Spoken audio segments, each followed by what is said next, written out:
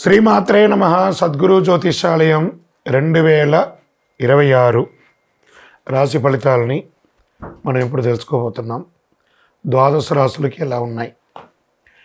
అందరికీ ఒక క్యూరియాసిటీ, ఈ కొత్త సంవత్సరం భగవంతుడా నాకు ఎలా ఉంటుంది? నేను ఆరోగ్యంగా బాగుంటానా? నాకు ఉద్యోగం వస్తుందా? నాకు వ్యాపారం బాగుంటుందా?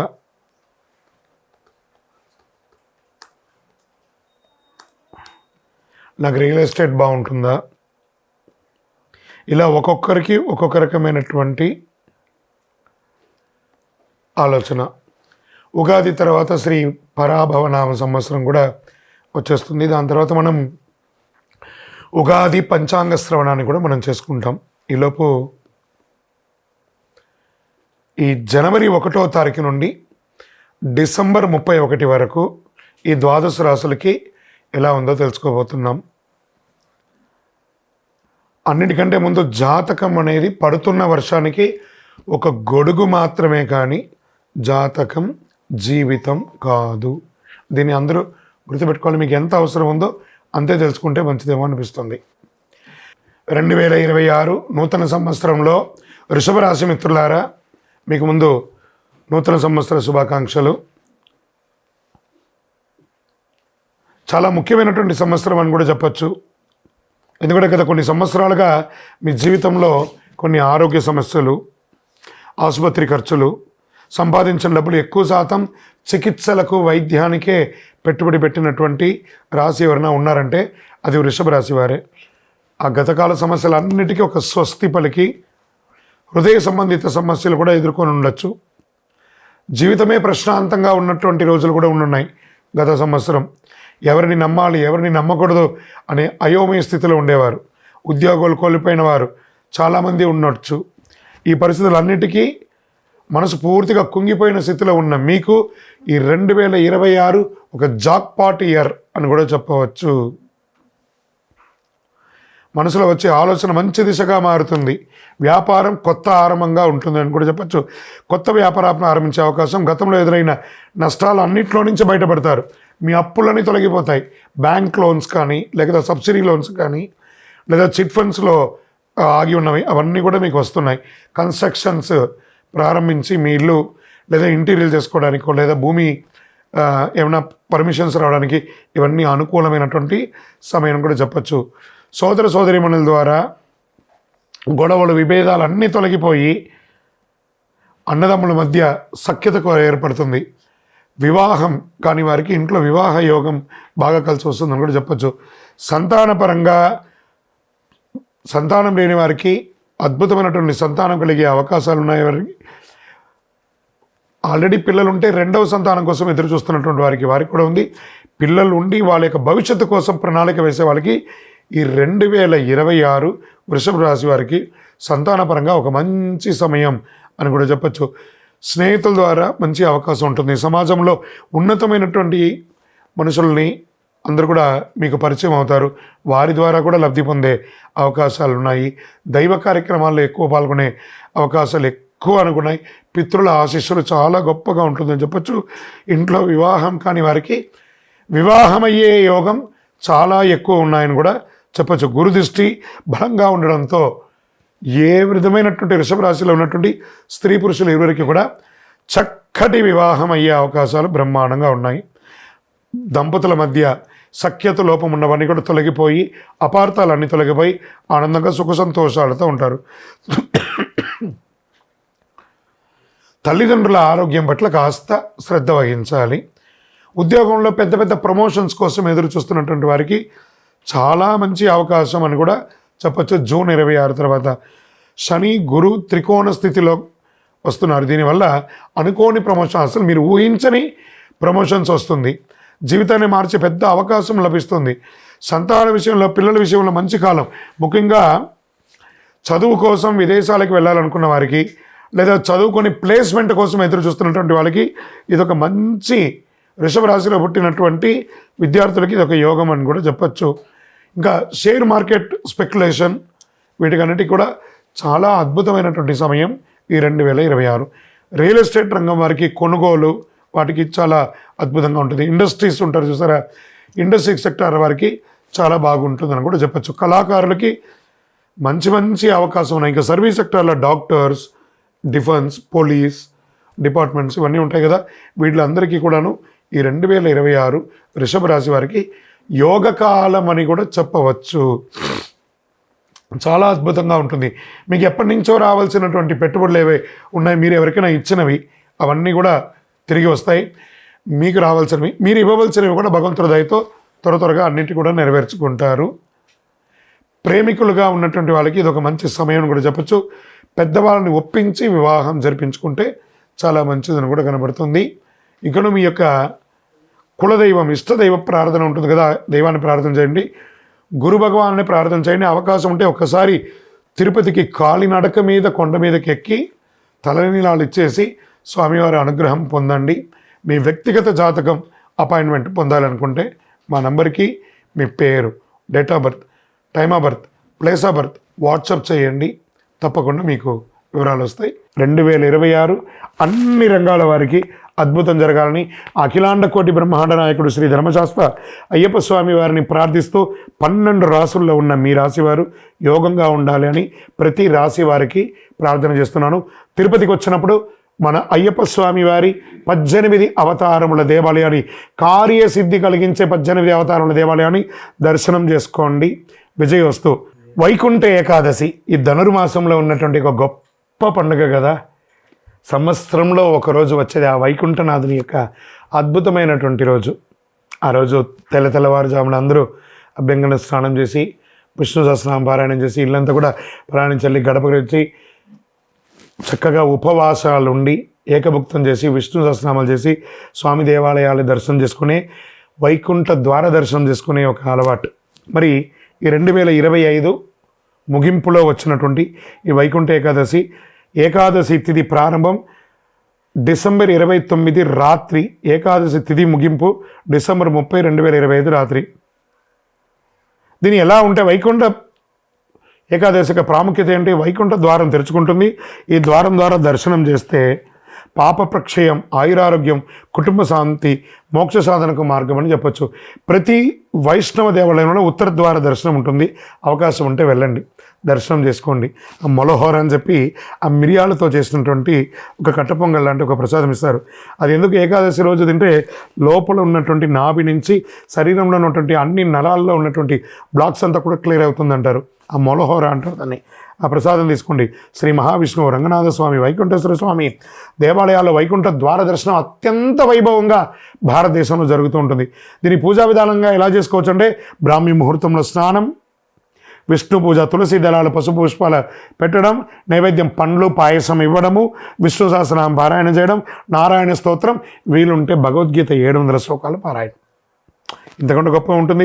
ఉపవాసం, సంపూర్ణ ఉపవాసం అంటే 1 లీటర్ బాదం పాలు తాగడం, ఓ రకరకాల పండ్లు తినడం కాదు, ఉపవసించడం. భగవన్నామస్మరణతో భగవంతుడితో ఉపవసించడం అంటే సెల్ఫ్ హీలింగ్ అనమాట. సంవత్సరంలో ఒకరోజు, ఇది ప్రతి నెల ఉండే ఏకాదశి కూడా చాలామంది చేస్తూ ఉంటారు. ఒకరోజు కడుపు ఎండింది అనుకోండి, లోపల ఉన్నటువంటి వ్యాధులు అన్నీ కూడా క్లియర్ అయిపోతుందట. అంత అద్భుతం అనమాట. ఈ ఉపవాసం ఉండడంతో పాటు జాగరణ, విష్ణునామంతో, నామస్మరణతో దీంట్లో ఏమున్నాయి? కలవు వెంకటనాదాయ. తిరుమల తిరుపతి దేవస్థానంలో కూడా 10 రోజుల పండుగగా ఈ యొక్క వైకుంఠ ఏకాదశి ద్వార దర్శనాన్ని చాలా అద్భుతంగా ఏర్పాటు చేశారు. మన పరిసర ప్రాంతాల్లో ఉన్న దేవాలయాల్లో కూడా వెళ్ళండి. మళ్ళీ దాంతో ఏం చేయాలి? ఈ యొక్క జాగరణ విరమణ తర్వాత ద్వాదశి భోజనం 31 డిసెంబర్ 2025 నాడు ఉదయం విష్ణు పూజ అనంతరం ఆహారం స్వీకరించాలి. ఏకాదశి ఉపవాసం ఉండి ఆహారం స్వీకరించడము, లేదా ఒక్కరికైనా ఆహారం పెడితే సాక్షాత్ వైకుంఠనాథుడే వచ్చి మన దగ్గర ఆహారం తీసుకున్నట్ట. ఒక స్ట్రేంజర్స్, ఒక పేదవాళ్ళకైనా ఆహారం పెట్టాలట. ద్వాదశ భోజనం అంటారు దాన్ని. అంత అద్భుతం. దీనివల్ల ఏమొస్తుంది? సంతాన ప్రాప్తి పెరుగుతుంది, ఆరోగ్య ఆర్థిక ఇబ్బందులు తొలగుతాయి, ఆధ్యాత్మికమైనటువంటి వెలుగు జంతలు పెరుగుతుంది. వైకుంఠనాథుడికి ఏ అద్భుతమైనటువంటిది ఏం చేయాలి? ఆ వెంకటేశ్వర స్వామికి ఏం కావాలి? శ్రీనివాస గోవింద, శ్రీ వెంకటేశ గోవింద, వైకుంఠనాథ గోవింద అని ఆ గోవింద గోవింద గోవింద గోవింద నామాన్ని చెయ్యండి చాలు. ఏం చెప్పారు ఆ హనుమంతుల వారు? ఎత్ర ఎత్ర రఘునాథ కీర్తనం తత్ర తత్ర ముఖమస్తకాంజలిం బాష్పవారి పరిపూర్ణలోచనం మారుతిని నమతరాంజ. అయ్యా ఆంజనేయ, నువ్వు ఎక్కడ ఉంటావురా అంటే ఆ నారాయణ నామస్మరణ ఎక్కడ జరుగుతుందో అక్కడ కన్నీటి పర్యంతం నేను నమస్కరిస్తూ ఆ నామస్మరణ చేసిన వాళ్ళకి సేవకులుగా ఉంటానన్నారట. ఈ వైకుంఠ ఏకాదశి రోజు ఒక్కసారి మీరు నామస్మరణ చేస్తే 1,00,000 సారి నామం చేసినంత ఫలితం. కలవు వెంకటనాథాయ. అలా వైకుంఠనాథుని ప్రార్థన చేయండి, అన్ని రకాల అనుగ్రహం పొందండి. విజయోస్తు. సంక్రాంతి వచ్చిందంటే ఎంత పండగ అందరికీ. చాలా ఇది ఆ నారాయణ సేవ చేసేవాళ్ళు, ఆ గోవులు వెళ్ళేవాళ్ళు ఎంత అద్భుతంగా ఉంటుందంటే పల్లెటూరులలో అంతా చేస్తే ఆ గొబ్బిలు పెట్టి పూలు పెట్టి ఎంతో అందమైనటువంటి పండగ. దేనికోసం ఇది? అయ్యప్ప భక్తులు కూడా చాలా గొప్పది. భోగికి ముందు చేరాలి, మకర సంక్రాంతి చూడాలి, చాలు చాలు మనకింకా వలదు ఇక జన్మ. ఇంత అద్భుతం తెలుసా? ఈ భోగికి ముందు అన్ని పాత నెగిటివ్స్ అన్నీ కొట్టుకోబోతుందంట. దక్షిణాయన కాలం పోయి ఆ సంక్రాంతి రోజు మకర సంక్రమణంతో ఉత్తరాయణ పుణ్యకాలం పెరుగుతుందట. దీనికోసం బాగా భోగి మంటలు వేసుకుంటారు. అన్ని చెత్త చెదారం అంతా ఎందుకు వేసి కాలుస్తారు? ఏదో మొక్కుబడిగా చేస్తారనుకున్నారా? మాలో ఉన్న దరిద్రం, కామ, క్రోధ, లోభ, మోహ, మదమాత్సర్య, ఈర్ష, డంబాలన్నింటినీ అగ్ని రూపంలో కాల్చి మేము ఒక ఫ్రెష్గా మారబోతున్నాము. మకర సంక్రమణంతో సంక్రమించాలనుకుంటున్నాము. దక్షిణాయనం పోయి ఉత్తరాయణం పొందుతున్నాం. అద్భుతమైనటువంటి సమయం అండి ఆధ్యాత్మికతకు. కొత్త సంవత్సరంలో, ఆంగ్ల నూతన సంవత్సరంలో మొట్టమొదటి పండుగ అండి ఆ మకర సంక్రాంతి. అద్భుతం.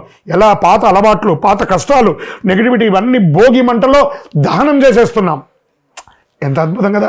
భగవంతుడు మనకి ఇచ్చినవన్నీ కొత్త జీవితానికి సిద్ధంగా అవడం. ఆచారాలు, తెల్లవారుజామున భోగి మంటలు, ఇంటి ముందు ముగ్గు, గొబ్బిళ్ళు, ఇంటి శుభ్రత, పాత వస్తువులు తొలగింపు, భోగి ఫలం, రోగాలు తగ్గుతాయి, మనసుకు తేలిక, ఇంట్లో శుభకృత. ఇంకా మకర సంక్రాంతి ఎలా పర్వదినం ఎలా ఉంటుందంటే, సంక్రాంతి మహిమ సూర్యుడు ఉత్తరాయణ ప్రయాణ ప్రారంభం. అప్పటి వరకు 6 నెలలు దక్షిణాయనం ఉన్నాడు కదా. జూలై 15 నుంచి ఇక్కడి నుంచి ప్రారంభిస్తున్నాడు. మకర సంక్రమణంతో ఉత్తరాయణ పుణ్యకాలం స్టార్ట్ అయింది. దేవతలకు అత్యంత ప్రీతికరమైనటువంటి ఉత్తరాయణ కాలం అంటారు. దాన ధర్మాలకు విశేష ఫలం అని చెప్తారు. ఏ విధమైనటువంటి పితృదేవతలకు తర్పణం వదులుతారు కొంతమంది. సూర్యనారాయణ పూజ, ఆరోగ్యం కోసం ప్రార్థన చేసేవాళ్ళు మకర సంక్రాంతి రోజు ఆదిత్య హృదయం చదవండి, సూర్య నమస్కారం చేయండి. అంత అద్భుతంగా ఉంటారు. కొత్త బట్టలు కొండి, చిన్నపిల్లల్ని సంతృప్తి పరచండి. ఎంత అద్భుతంగా ఉంటుందో తెలుసా?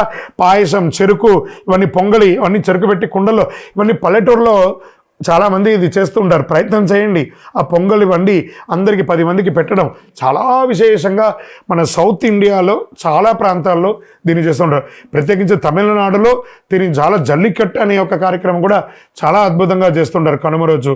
ఈ సంక్రాంతి పండుగ చాలా విశేషంగా ఉభయ తెలుగు రాష్ట్రాలు కూడా చాలా చోట దీన్ని చాలా గొప్పగా చేస్తూ ఉంటారు.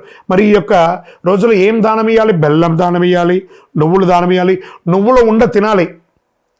మనమందరం కూడా ప్రాంతీయ పద్ధతి ప్రకారం పతంగులు, గాలిపటాలు ఎగరవేస్తాం మకర సంక్రాంతికి.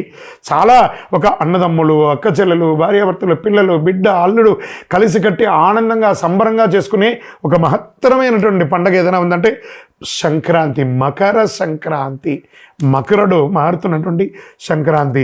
ఈ కనుమ పండుగ వచ్చేసింది అనుకుందాం. కనుమ ప్రాముఖ్యత ఏంది? వ్యవసాయదారులకి. అంటే ఒక దున్నపోతు ఉంటుంది సరా, దాన్ని కొట్టి కొట్టి దున్ని దున్ని దున్ని దున్ని కట్టబెట్టి దున్నుతూనే ఉంటారు. దున్నపోతు కూడా ఒకరోజు వస్తుందంటారు చూస్తారా, కనుమండి. ఆ సాక్షాత్ ఆ యొక్క కల్ప వృక్షం అండి, భూలోక కల్ప వృక్షం ఏదైనా ఉందంటే ఆవే అండి. ఆ ఆవునికి చక్కగా పూజ చేసి, ఆ చక్కగా అలంకారాలు చేసి, ఎంత అద్భుతంగా కనుమ భోజనం చేయడము, అందరిని పిలిచి సమబంతి భోజనం చేయడము, పశువులకు అలంకరణ చేయడము, ఆ పశువుల్ని కులదేవతగా ప్రార్థన చేయడము, హారతి ఇవ్వడము, పూజ చేయడము, ఆకుకూరలు, పండ్లు అవన్నీ కూడా తినిపించడము, పశు వ్యాభివృద్ధి దాన్ని చేయడం వల్ల పశు సమృద్ధి పెరుగుతుందట, పాల ఉత్పత్తి పెరుగుతుందట, వ్యవసాయం పెరుగుతుందట. ఇవన్నీ కూడా అంత అద్భుతమైనటువంటి కనుమ రోజు ఆ యొక్క ఆవులకి, దొరలకన్నిటి కూడా చక్కగా ఇదేనే జల్లికట్టుగా కూడా చాలా అద్భుతంగా చేస్తుంటారు. భోగి చెడును వదలడం, సంక్రాంతి శుభాన్ని ఆహ్వానించడం, కనుమ కృతజ్ఞతగా జీవించడం. ఈ 3 పాటిస్తే జీవితం సమృద్ధిగా ఉంటుంది. కొత్త ఆశలు, కుటుంబ కలయిక, ఆర్థిక స్థిరత్వం, ఆరోగ్యం, శాంతి, ఆనందం ఇవన్నీ కూడా కలిసి వస్తుంది.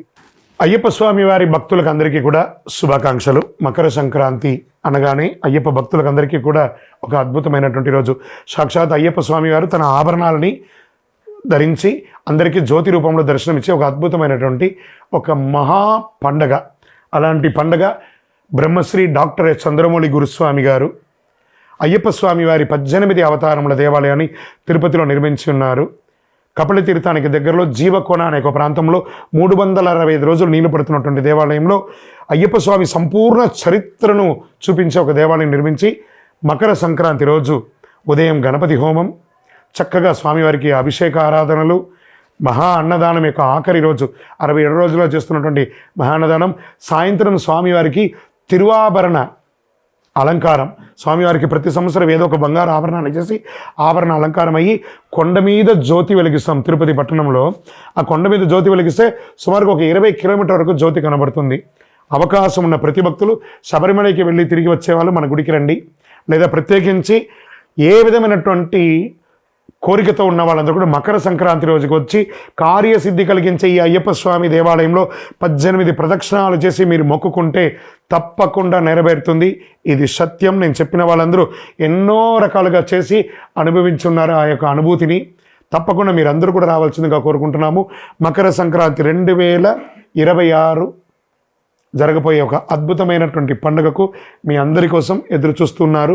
స్వామివారు మీకు అనుగ్రహం ఇవ్వడానికి అయ్యప్ప స్వామివారు మిమ్మల్ని చూడాలని ఎదురు చూస్తున్నారు. రండి, అనుగ్రహం పొందండి, ప్రసాదం స్వీకరించండి. శరణమయ్యప్ప. ఎక్కడున్నావయ్యా నువ్వు ఎక్కడున్నావు, ఎక్కలేని శిఖరాన ఎక్కడో దూరాన. అయ్యప్ప మేమందరం వచ్చేస్తున్నామయ్యా నీ దర్శనానికి అని చెప్పేసి నవంబర్ 16 నుండి ఇప్పటి వరకు వెళ్తూనే ఉన్నారు. పెద్ద బాధలు చేస్తున్నారు. వచ్చేసింది జనవరి 1 వచ్చేసింది. మకర సంక్రాంతి జ్యోతి దర్శనం వచ్చేసింది. ఎక్కడ చూసినా నీవే అయ్యప్ప అన్నట్టు అద్భుతంగా వేల లక్షల మంది శబరిమలకి వెళ్తూనే ఉన్నారు. అక్కడ మీరు చేయవలసిన పని ఏమంటే మీ ఫోన్ పెట్టుకొని నెగిటివ్ శబరిమల గురించి మాట్లాడడం మానేయండి. అది భూలోక స్వర్గం అండి ఆ శబరిమల, ఆ వైకుంఠ ధామం. అక్కడికి వెళ్ళి ఆ చెప్తుంటేనే చూసారా గూస్ బంప్స్ వస్తుంది. మీకోసం ఎదురు చూస్తున్నాడండి అయ్యప్ప అనుగ్రహం ఇవ్వడానికి. మకర సంక్రాంతికి వెళ్ళే ప్రతి భక్తులు, పాదయాత్రలో వనయాత్ర చేసే ప్రతి ఒక్కళ్ళు కూడా స్వామి నామస్మరణతో కలవు వెంకటనాథాయన ఎలా అన్నావు అలా కలియుగంలో ప్రత్యక్షంగా శీఘ్రంగా అనుగ్రహించే అయ్యప్ప. ఓం శ్రీ స్వామియే శరణమయ్యప్ప. పళ్ళి కట్టు శబరిమలైకి కళ్ళు ముళ్ళం కాలుకు మెత్త అని చెప్పుకుంటూ మీ ఇరుముడిని మోసుకుంటూ ఆ స్వామివారి నెయ్యిని తీసుకెళ్ళి శబరిమలకి వెళ్ళండి. మీకోసం అయ్యప్ప అతి శీఘ్రంగా దర్శనం ఇచ్చి అనుగ్రహం ఇవ్వడానికి మకర సంక్రాంతి రోజు జ్యోతి దర్శనంగా ఆభరణ అలంకారం ఇచ్చి మీకు అనుగ్రహం ఇవ్వడానికి సిద్ధంగా ఉన్నాడు. అక్కడ ఏ సమస్య లేదు. తిరువాంకూరు దేవస్వం బోర్డు వారు కానీ, సెంట్రల్ ఫారెస్ట్ వారు కానీ అన్ని రకాల ఏర్పాట్లు అద్భుతంగా చేశారు. వనయాత్రలో మంచి షవర్స్ ఏర్పాటు చేశారు, బాత్రూమ్ ఏర్పాటు చేశారు, మెడికేటెడ్ మంచినీటి ఏర్పాటు చేశారు. ఏ లోపం లేదండి. ధైర్యంగా రండి శబరిమలకి. అద్భుతంగా ఉంటారు అందరూ కూడాను. కానీ మీరు తీసుకురావాల్సింది మీతో పాటు ఒక వాటర్ బాటిల్, ఒక ప్లేట్, ఒక గ్లాసు, ఒక స్పూన్, ఒక మెడికేటెడ్ చిన్న మెడిసిన్స్ ఏమైనా, కొంచెం చిరు తిరుబండారాలు తీసుకొని అందులో ఏది కూడా ప్లాస్టిక్ లేకుండా తీసుకెళ్ళి ఆ వనాన్ని రక్షించండి. ఆ వనరక్షకుడిని దర్శించండి, వనాన్ని రక్షించండి, ప్లాస్టిక్ నిషేధించండి. శబరిమలై భూలోక స్వర్గం. ఆయన్ని మించిన వారు ఎవ్వరు లేదు. ఆ స్వామి దగ్గరికి వెళ్ళి దర్శనం చేసుకోండి. అయ్యా దర్శనం స్వామి, అయ్యా దర్శనం బంగారు కొండపైన. అయ్యా స్వామి మేమందరూ వచ్చేస్తున్నామయ్యా నీ దగ్గరికి అని చెప్పేసి మీ డేట్స్ కౌంట్ డౌన్ స్టార్ట్ చేయండి. మకర సంక్రాంతి ప్రారంభమైంది. ఆ మకర సంక్రాంతి ఉత్సవాలు ప్రారంభమైంది. శరణమయ్యప్ప, శరణమయ్యప్ప.